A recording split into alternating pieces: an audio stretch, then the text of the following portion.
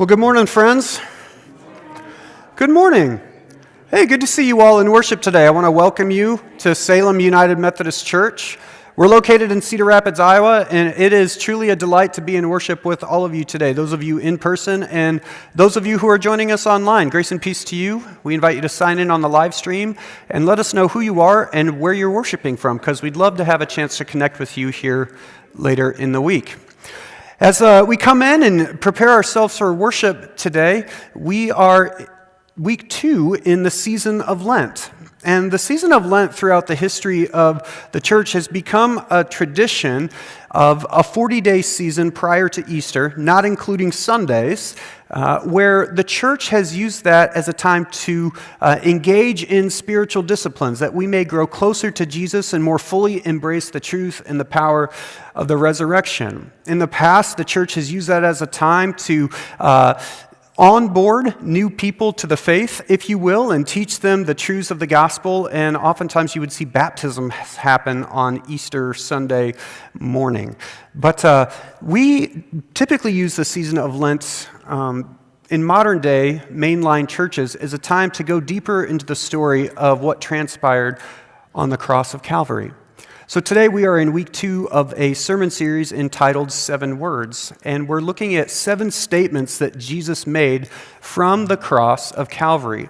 So we will be embracing the tragedy and the horror of what transpired on Calvary, but also embracing the sheer beauty of what Jesus did for us and the hope that that contains. And today we come to perhaps maybe my favorite statement of Jesus from the cross, where he looked at a criminal to his side and assured him that today you will be with me in paradise. These are powerful words, and they have meaning for us today. So I want to welcome you to worship.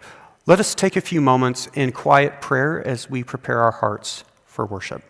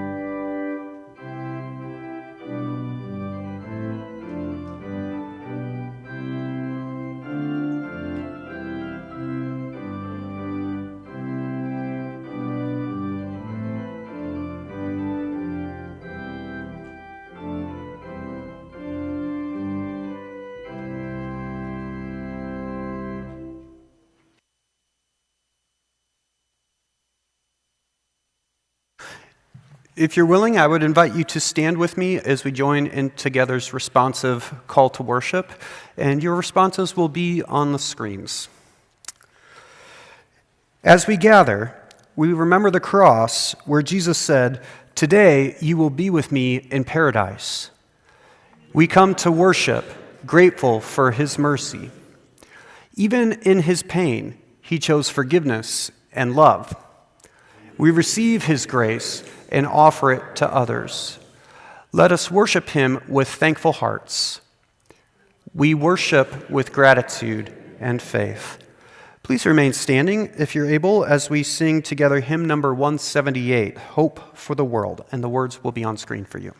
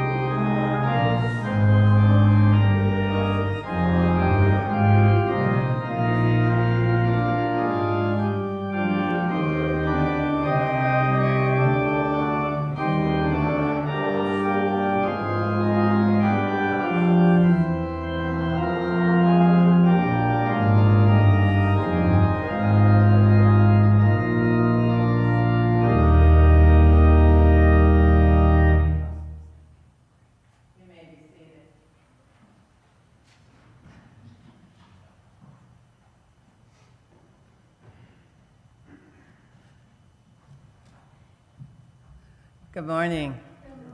It's good to see you all here this morning, and we welcome you whether you're joining us in person and or online.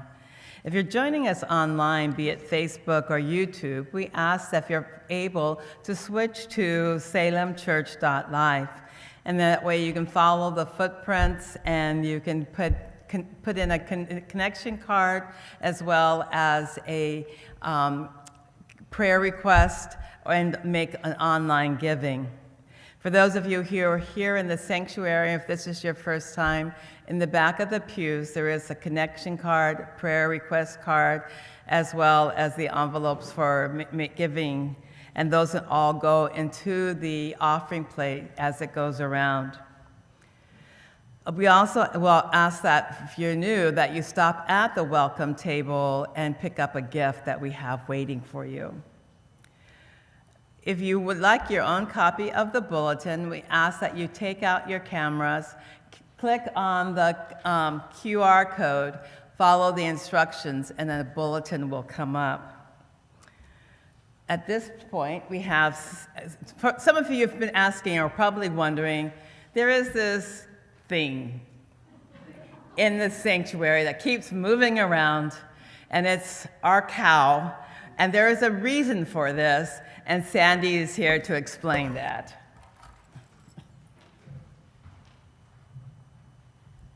Good morning, I'm Sandy Andreessen. I'm with the missions team and excited this morning to be able to talk to you about a couple things that missions has going on this month. It's a busy month for us. As you know, Heifer International is our primary mission of the month, and that is very much based on supporting families and living units around the world who may have a shortage of water, may have a shortage of food, may have a shortage of everything. So what happens is we gather funds here, and those are sent off to Heifer International. This year we've chosen cows, hence Holly the heifer. Holly's joined us just to remind us how important it is that we feed her bucket and her podium up here with quarters and dollars and checks of huge amounts. That might be mine. Holly what? Holly, you should be ashamed. That's all I have to say. She can't always be trusted as a heifer. So she said she'd share her hat with you if you like. And she's almost finished with it for the month. So Holly is here to represent the fact that we need those funds. She has a bucket beside of her for larger donations, and we have quarters up here that the kids use all year round to collect funds for her. And so the way it works is that we'll send those funds in, and we will buy however many heifers we can. Those will be placed into individual farm operations. The heifers will be bred, give birth, that will supply milk as well as meat to those families where she's given the child calf, whether it's a heifer or not, will be given to another farm. They're spreading the ability to feed and nourish themselves. So it's a very important mission, and we hope that you'll feel generous in your giving this year. We're also working on a project for Midwest Mission/UMCOR, and that is the sewing of 100, count them 100, bags to put school supplies in. They're a shoulder bag made out of canvas or some sort of upholstery fabric that'll toughen up, and we'll be making 100 of those so that later in the summer we have the ability to feed those. There's a special event that's going to be happening. It'll come up on a slide, so I'm not going to bother you with those details, but we invite everybody who can and will and just wants to sit and watch and chat to come and join us. The last thing I have on my agenda this week is the missions room. Many of you know it is the closet in Fellowship Hall. We've decided to call it a room so that we have space for our work. In there are containers for used glasses, food, pop tabs, hygiene products, grocery bags, and pill bottles. What happens to all those things? Oh, and Hy-Vee Hy-Vee receipts. I'm sorry, I forgot that one. Those all get calculated into different spots and delivered to the appropriate places to help people locally with those things. If you haven't been in there, take a stop in and look. And if you have any questions, I'm 99% of the time available, so give me a call or grab me after church or whatever. And I want to thank each of you for all you do for the missions, and keep us in prayer as we struggle to feed and nourish those around us. Thank you.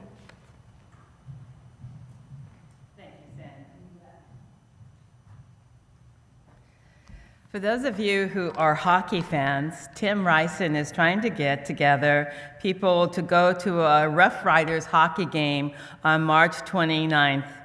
If we can get 25 or more people, the tickets will be $12.29.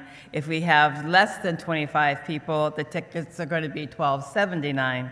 So if you'd like to go, please sign up at the inspiration table, and then Tim will get in more information about how all that's going to work.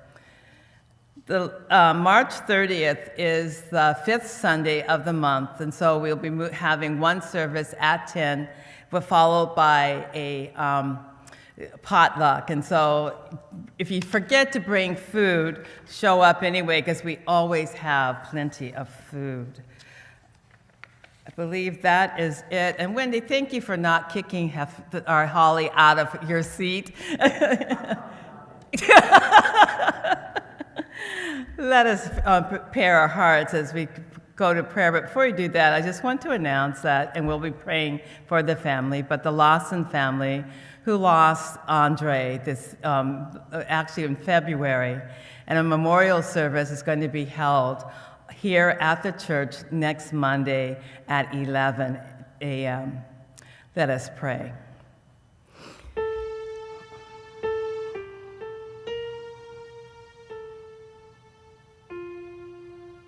Loving God, we do look for hope for our world. There's so much happening, and sometimes we just have to scratch our heads and think, what's going on? But we know that if we stay loyal to you, if we follow your way, the Jesus way, somehow nothing will make sense, but we know that you are at work and you're giving us the peace that we need to do the work that you're calling us to do. Lord, in your mercy. Hear our prayers, loving God, for Orrin Ward and also Carolyn Lawson, who are both recovering at home from being in the hospital this past week. Lord, in your mercy. Hear our prayers for Rob Lance and also for Matt Oster, who are going to be attending the men's walk to Emmaus this week. Lord, in your mercy. Hear our prayers, loving God, as we lift those who are on our hearts this day.